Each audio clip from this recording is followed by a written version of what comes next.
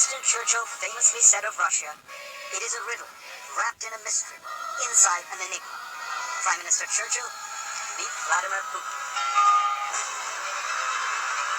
He is really very much of a leader. He's been a leader far more than our president has been a leader. He was a KGB agent. By definition, he doesn't have a soul. Vladimir Putin is a thug and a murderer and a killer. He's the richest man in the world. Hundreds of billions of dollars wealth. What does he want from Donald Trump? Putin is going to eat him like a sandwich. He'd rather have a puppet as president. Just how powerful is he? Putin has an untrammeled authority.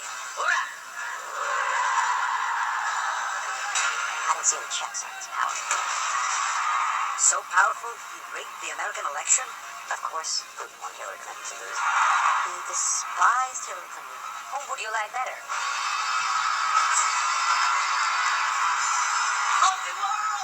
While Russia celebrates, Americans ask, what does he want? And is he really the most powerful man in the world? December 5th, 1989. It was a cold night in Dresden, East Germany. And it would change the course of Vladimir Putin's life. The Berlin Wall had just fallen. All over East Germany, angry crowds roamed the streets, lashing out at symbols of communist rule. That night in Dresden, they found a target. The local KGB headquarters. A mob surrounded the building. As the hour grew later, the crowd grew larger. Inside, peering through the curtains, was a young KGB lieutenant colonel named Vladimir Putin. He was terrified that they were going to storm the building. Putin was a junior officer, but the boss was away. He was in charge. Early morning come down. Police weren't going to help, and he called for instructions. Desperate for help, Putin dialed KGB headquarters in Moscow, over and over again. Finally, one official told him simply, Moscow is silent. And I think it felt like a deep betrayal to him. Vladimir Putin was on his own. He went down into the bowels of the building and fired up the furnace. He finds himself in the basement at a furnace shoveling documents as he hears demonstrations out on the street. They are burning the secret files so fast that the furnace is blowing up. Putin torched thousands of pages of KGB documents and secrets as the crowd closed in. With the fire still raging, Putin went outside and faced the mob. By himself. There are armed guards inside, he told them. They will shoot you. And he's able to bluff his way out of it and tell the crowd, don't try it here, you're going to get hurt. Putin's threat worked. The mob dispersed. This is the drama that stays with Putin all the time. The fear of popular uprising.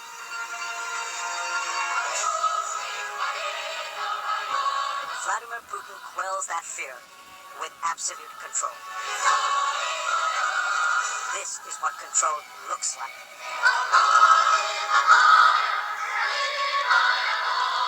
In one of the world's busiest cities, the streets are emptied for Vladimir Putin's motorcade.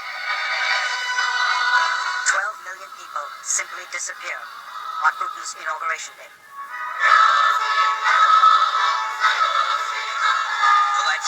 Vladimirovich Putin. The event was perfectly produced for Russian television. Every detail flawlessly planned. Almost every detail. A few Russians did not follow the script. Literally a block away from his inauguration was a cafe called Jean-Jacques, where the opposition liked to gather and drink wine and drink coffee. And the riot police descend on the cafe and start arresting people sitting at their tables outside, turning over tables, breaking cups and plates.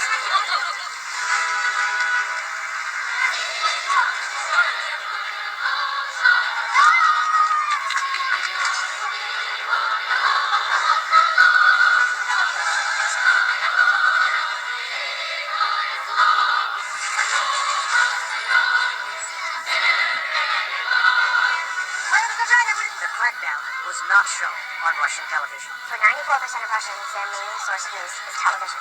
If it didn't happen on television, it didn't happen.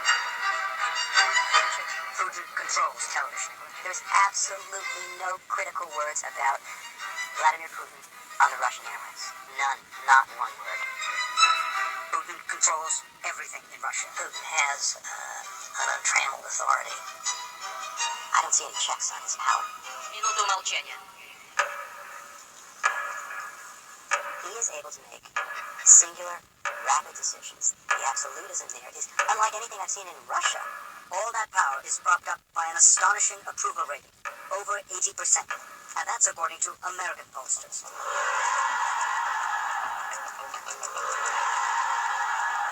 Donald Trump wins the presidency. But when the United States elected a new president, it looked like Russia had fallen for a new leader. Победа Трампа будет праздник для всего человечества. There were toasts all over Moscow. At the parliament, known as the Duma. On talk shows. And at bars.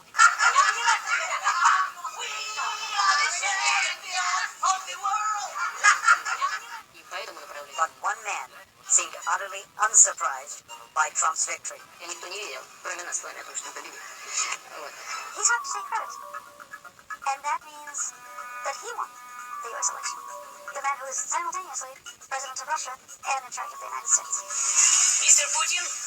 Trump impersonators are everywhere in Russia. Я люблю Россию, но ты ничего не докажешь. You're fired. But it could be an American TV program that best describes the Putin-Trump relationship. I think Putin views Trump as an apprentice. At the heart of all this are some deadly serious questions. Does Vladimir Putin have some kind of hold over Donald Trump? Did he tamper with the American elections? I tried to ask him. Mr. Putin did not agree to answer my questions, but his closest aide, Dmitry Peskov, did. The answer is very simple, no. You're humiliating yourself, saying that a country can intervene in your election process. America, a huge country, country number one, the most powerful country in the world. This is simply impossible. We will get at the truth of all this, but to do that, we need to go back to the final days of the country Vladimir Putin loved. I think that down deep in Putin, there is this sense of extraordinary humiliation over the collapse of the Soviet Union. Because it wasn't just the Soviet Union, it was the Russian Empire. Putin returned home from his KGB posting in 1990 to a country he did not recognize. The USSR had been transformed by Mikhail Gorbachev and his policy of openness, known as glasnost. A lot of things happened very quickly. Look like this big man. Coca-Cola. A romance with things Western.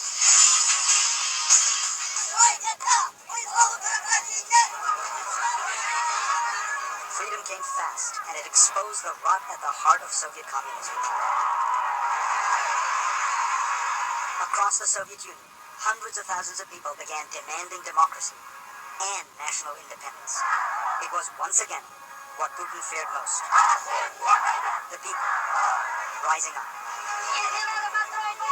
And finally, the people won. Tonight in Moscow, at the Kremlin, the red flag of the failed Soviet Union at last came down, and the flag of Russia rose. 300 years of history erased. Soviet institutions like the KGB simply ceased to exist. Vladimir Putin views the breakup of the Soviet Union, as he said himself, to be the greatest geopolitical tragedy of the 20th century. It was a traumatic time, and it sparked a profound change in Vladimir Putin. He became a politician, deputy mayor in his hometown of St. Petersburg. It was not a big job, but Putin clearly had big dreams.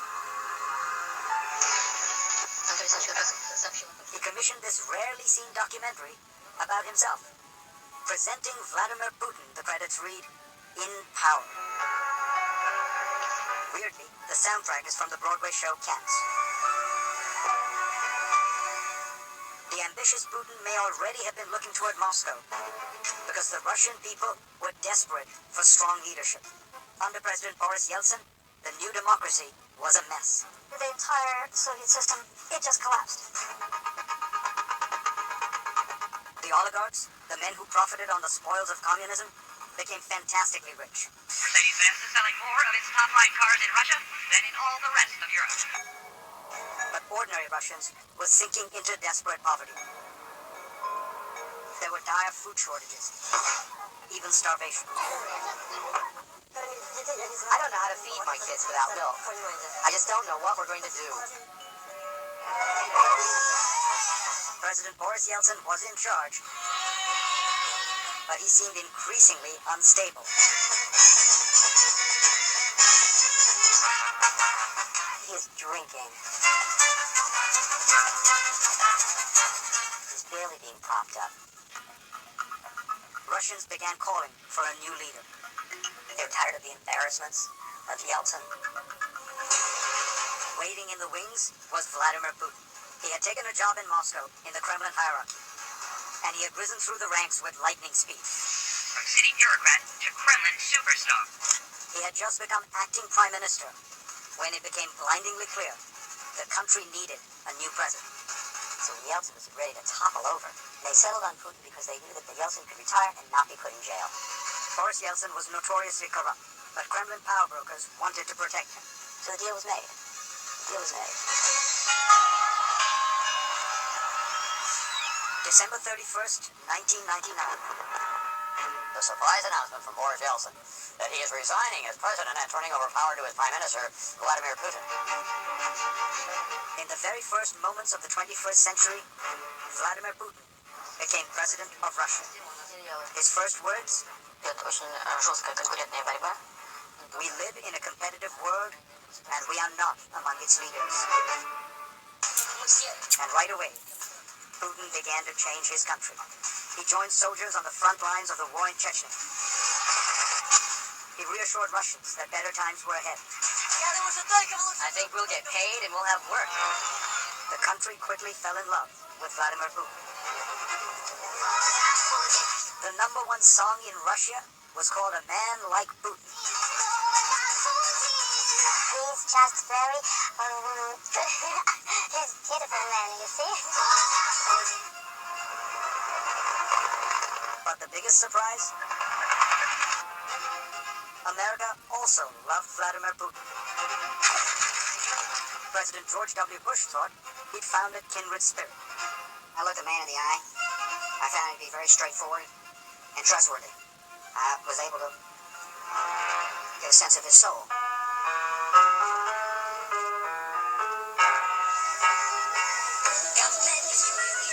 Even Hollywood fell for the new Russian president.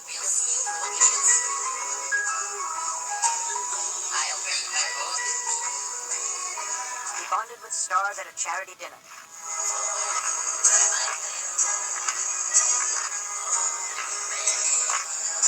But the honeymoon would soon come to a crashing halt. He was a KGB agent. By definition, he doesn't have a soul. How are you? Next, when Vladimir met Hillary.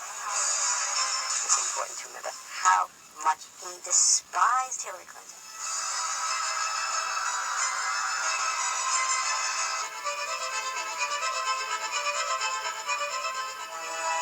How many times will she leave her mark? How many ways will she light up the world? This is the woman. At the heart of the hacking scandal that rocked the 2016 presidential election Ladies and gentlemen, was an old grudge. my mother, my hero, and our next president, Hillary Clinton. It went beyond ideology. It was personal. Vladimir Putin was not a fan of Hillary Clinton. Of course, Putin wanted Hillary Clinton to lose. He hated Hillary Clinton. Prime Minister, we have a lot of problems in it. The tension between the leaders had been brewing for years. In 2001, another American leader, George W. Bush, vouched for Putin. I was able to get a sense of his soul. But on the campaign trail in 2008, Hillary had a different take. I could have told him he was a KGB agent. By definition, he doesn't have a soul. I mean, this is a waste of time, right? Recently, Mrs. Clinton said that you, as a former KGB agent, by definition, can have no soul. Putin's reply? Statesmen shouldn't be guided by their hearts. They should use their heads. Putin had a lot of tough words for Putin over the years. He's a very arrogant person to deal with. We have to stand up to his bullying. He is somebody who will take as much as he possibly can. But it was what happened in 2011 that marked a point of no return. It began with the Arab Spring protests early that year. The kind of popular uprising that Putin dreaded. He begins to see himself through the eyes of Hosni Mubarak. Mubarak of Egypt was facing prosecution. Syria's Bashar al-Assad was on the ropes. Libya's strongman Muammar Gaddafi met a particularly gruesome fate. Brutally killed after begging for his life. Putin may have feared the same bloody fate for himself. Just a few weeks later, rebellion arrived in Russia. Tens of thousands rallied in the streets of Moscow. The biggest protest there since the fall of the Soviet Union.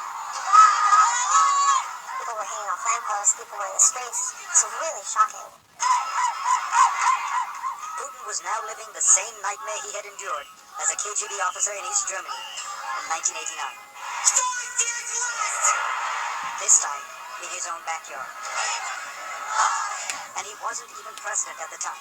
He was prime minister, having handed the presidency over to his associate, Dmitry Medvedev.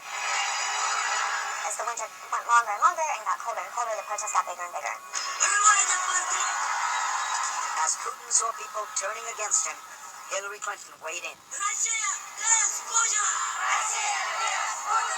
The Russian people, like people everywhere, deserve the right to have their voices heard and their votes counted. When Putin hears something like that, I imagine he hears Bush talking about Saddam Hussein. He hears that as they're coming for me. They're trying to drive me from power. What the hell do you know about my people and whether they deserve to have their voices heard? Like, I'll tell you if they should have their voices heard. Russians had a lot of reasons to be angry. Владимира Путина на должность президента страны. That fall, it was announced that Putin would run for president again, for a third time. That meant he could potentially rule Russia until 2024. Some people said, oh my God, I'm going to die with this guy in power.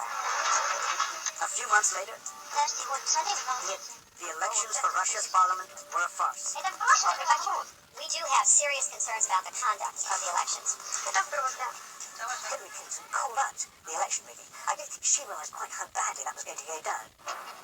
With his back against the wall, Putin turned the tables. He blamed the protests on Hillary Clinton, claiming that she was the one who incited them with her complaints about the election. There are growing restrictions on the exercise of fundamental rights. "Quote unquote, she sent a signal," that was his words.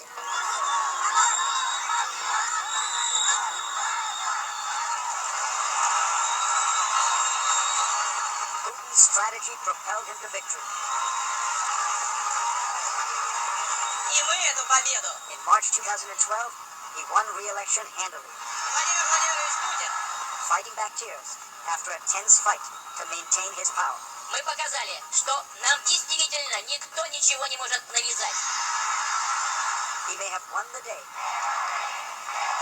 but Vladimir Putin never forgot about the woman who had kicked him when he was down. Do you think he resolved you interfered with my elections to play this game? I think that that's the line of thinking that led him to the intervention. I mean, I'm totally convinced the Russians were meddling and intervening covertly.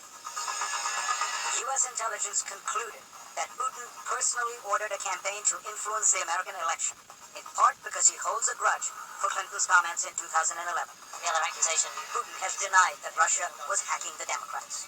я об этом ничего не знаю. I don't know anything about that. You know how many hackers there are today? Это абсолютно такая It's an extremely difficult thing to check. The Russians allegedly focused their attack on a particularly weak target: the Democratic National Committee. You could have broken into the DNC with a can opener.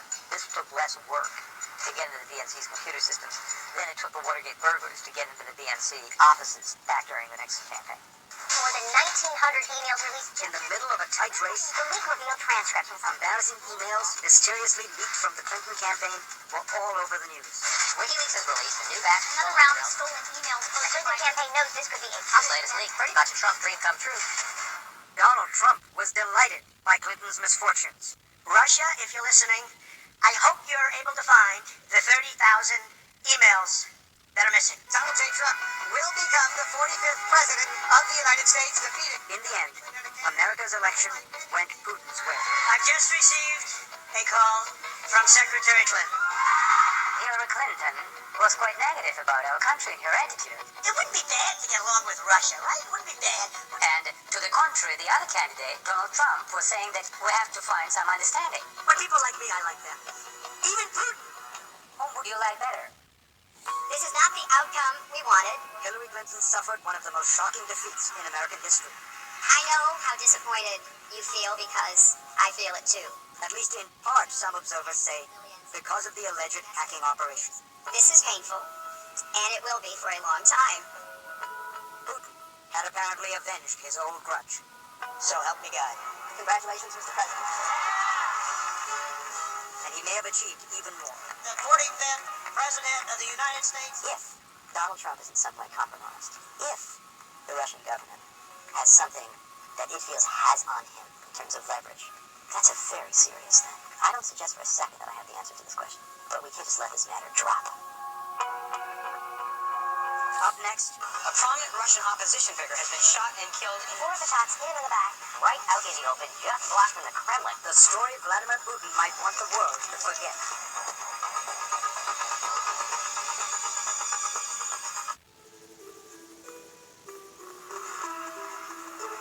February 27th, 2015. Nearly midnight. A man and woman walk across the Bolshoi-Moscow-Bredsky Bridge, right next to the Kremlin. A highly monitored area, littered with surveillance cameras. All those cameras, but amazingly, this grainy, faraway video is the only footage that exists of a critical moment in recent Russian history. Inside the circle of what a Moscow TV station purports to be Boris Nemtsov and his girlfriend. Nemtsov was, of course, the well-known Russian opposition leader who led the protests in 2011. The station says that while this snowplow hides the two from camera's view, Nemtsov was killed, shot 4 times in the back. A prominent Russian opposition figure has been shot and killed in... Four of the shots hit him in the back. Right out in the open, just blocked from the Kremlin. So, who murdered Boris Nemtsov? Это позорное явление. Трагическое и позорное. Vladimir Putin condemned the killing, calling it shameful and impudent. 5 Chechens are currently on trial for murder, but the court case plods along. In the meantime, doubts remain. The assassination was extremely professional. Russian-born journalist Julia Yoffe says that only one group could be that professional. Nemtsov's girlfriend, who he was walking with, didn't realize he had been shot until the car was already driving off. It was quick and professional, and nobody has that kind of training outside the government. Senator John McCain takes it one step further. Vladimir Putin is a thug and a murderer and a killer, and a KGB agent. He had Boris Nemtsov murdered in the shadow of the Kremlin. This is personal insult. This is lousy behavior from a politician. That is Putin's top aide and spokesman, Dmitry Peskov. It's nonsense. It's nonsense. There is nothing to comment on. Over the course of Putin's time in power, his regime has been accused of involvement in the deaths of many of its critics, including the journalist Anna Politkovskaya and the former KGB agent Alexander Litvinenko. The scholar of Russian studies, Stephen Cohen, responds. There's not a shred of evidence, there's not a single fact to sustain these allegations, but they take on a kind of folklore-ish reality. Тут господин Путин сказал! The allegations that Putin might have played a role in Boris Nemtsov's murder may stem in part from the evidence that Nemtsov had been accumulating against the president. Nemtsov was about to reveal information that would prove Russia's involvement in the conflict in Ukraine. That Ukraine report was released a few months after Nemtsov's murder. But there was an earlier Nemtsov report, published in 2012, that also was embarrassing for Putin. It claimed the president had 43 planes, 15 helicopters, and 4 yachts at his disposal, including one super yacht. Then there are the palaces. Nemtsov's report says There were 20 presidential palaces available to Putin at any time. One of the palaces, known in the press simply as Putin's Palace, was said to be worth $1 billion. This is not true. This is actually a perverted commenting of reality. Putin's spokesman, Dmitry Peskov, says every world leader, especially the leader of a nuclear power like Russia or the United States, has access to state-owned homes and planes and helicopters that are safe and have secure communications. Of course, he uses these vehicles, this plane, these residences, but it's not his property. The rumors about his wealth, the rumors about the palaces, has nothing to do with reality. It's just lies. The rumors of Putin's wealth, well, some of them are simply staggering. And some people, including myself, believe that he's the richest man in the world or one of the richest men in the world. Bill Browder was once the largest foreign investor in Russia. Now he's one of Vladimir Putin's toughest critics. We talked in 2015. You really think Putin is the richest man in the world? I really think that. And I'm not just saying that crazily. Yeah, estimate his net worth. 200 billion. Really? I believe that it's 200 billion. That would make Putin almost 2.5 times wealthier than the man whom Forbes says is the world's wealthiest, Bill Gates. All these rumors, all these accusations about billions and billions of dollars as his fortune, this is not true. Don't believe in that. He's got nothing. He's got what he writes in his personal financial declaration every year. Putin's most recent financial declaration says that he personally owns less than half an acre of land, a roughly 900 square foot apartment, and a 200 square foot garage, into which maybe he puts the vehicles listed in that document. A vintage Russian sedan, a Russian 4x4, and a trailer like this one. The document does not say how much Putin has in the bank or in investments. Top U.S. Treasury official Adam Zubin talked to the BBC. I'm not in a position to give you figures, but what I can say is that he supposedly draws a state salary of something like $110,000 a year. That is not an accurate statement of the man's wealth. But if Putin was getting rich, he surely wasn't the only one in Russia. Take this statistic. In 1996, when Putin had just moved to Moscow and begun his climb to the top, there were no billionaires in all of Russia. By 2014, Russia had 111 billionaires, according to Forbes.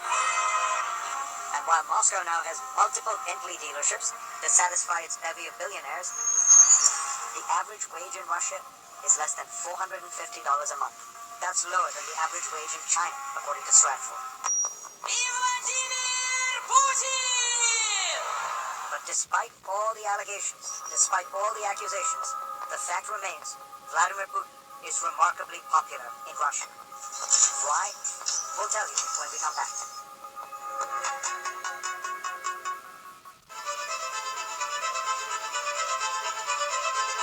The most powerful man in the world is also the most popular. Vladimir Putin's approval rating has soared as high as 86% in recent years. Consider that American presidents are happy when they break the 50% mark. How has he done it? Partly, it's the cult of Putin. He has mastered the art of the manly photo op. He rides horseback bare-chested, finds ancient treasures underwater. He rides a submarine to the bottom of the Black Sea, flies planes, fights forest fires. There's something ridiculous about a middle-aged world leader riding around shirtless on a horse like Conan the Barbarian after a dozen donuts. Who thinks this looks good? Everything that we find ridiculous about Vladimir is very appealing in a media universe that he controls absolutely. Perhaps the foundation of the Putin juggernaut is a political truism no matter where you live. It's the economy, stupid. After the chaotic years of Boris Yeltsin, Putin stepped in and stabilized the country. And he rode the wave of ever-rising oil prices, which in Russia's resource-rich economy translated into rising wages and soaring stock indices. Then, in late 2014, the party stopped. Oil prices slumped, and soon after came Western economic sanctions. Vladimir Putin has navigated hard times well. He has slashed social spending, implemented an austerity program, allowed the ruble to fall, and his central bank has kept inflation in check. Putin is a fiscal conservative. the outward-seeming aspect of wealth looks closer to Dubai than it does to Moscow 30 years ago. It's just an amazing transformation. Add to the economics Putin's secret sauce, nationalism. Они не пройдут! And it surged in 2014 after an invasion that shocked the world. nations must not be allowed to bully the small. Vladimir Putin grabbed a piece of Ukraine for Russia. The West was horrified. That's the sort of thing that Adolf Hitler did in the 1930s. We thought those days were gone. But it all looked very different through Russian eyes. I have never met a Russian who accepted the notion of Ukraine as a totally separate state. Of course, many Ukrainians deeply resented the invasion, but not Russians. They see it as a revival of a deep sense of power and national destiny. Putin has given them their pride back. Russia is once again a great power. Putinism is an ideology of social conservatism, of anti-Westernism, but above all, of national power. Putin might say he has made Russia great again. Sound familiar? We will make America great again. Like Putin, Trump has used nationalism to boost his support, but many believe that Donald Trump is no Vladimir Putin. Putin is a much more practiced, subtle, cunning player. He's playing, in poker terms, a couple of deuces at the highest level. He has reasserted Russia on the world stage from a position of relative weakness like nobody I can think of. That's an amazing feat of geopolitics.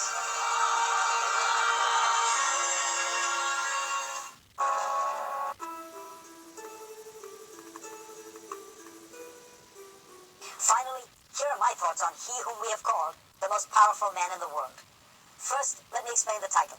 The United States, and China for that matter, are more powerful countries than Russia, of course, but the power of a head of state is determined both by the country's strength and the capacity he or she has to exercise that power unilaterally, unconstrained by other institutions, parties, or political forces.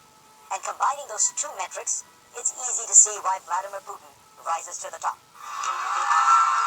He has created what he calls a vertical of power, unlike any we have seen in other great nations. As the Russian chess grandmaster Garry Kasparov has noted, himself a harsh critic of Putin, the entire structure of Russian political authority rests on one man. When the Tsar died, after all, you knew the process by which his successor, his son, would be elevated. When the General Secretary of the Soviet Communist Party died, the Standing Committee and the Politburo would select his successor. But when Putin dies, I almost said if, what will happen? No one knows. To understand Putin, you have to understand Russia.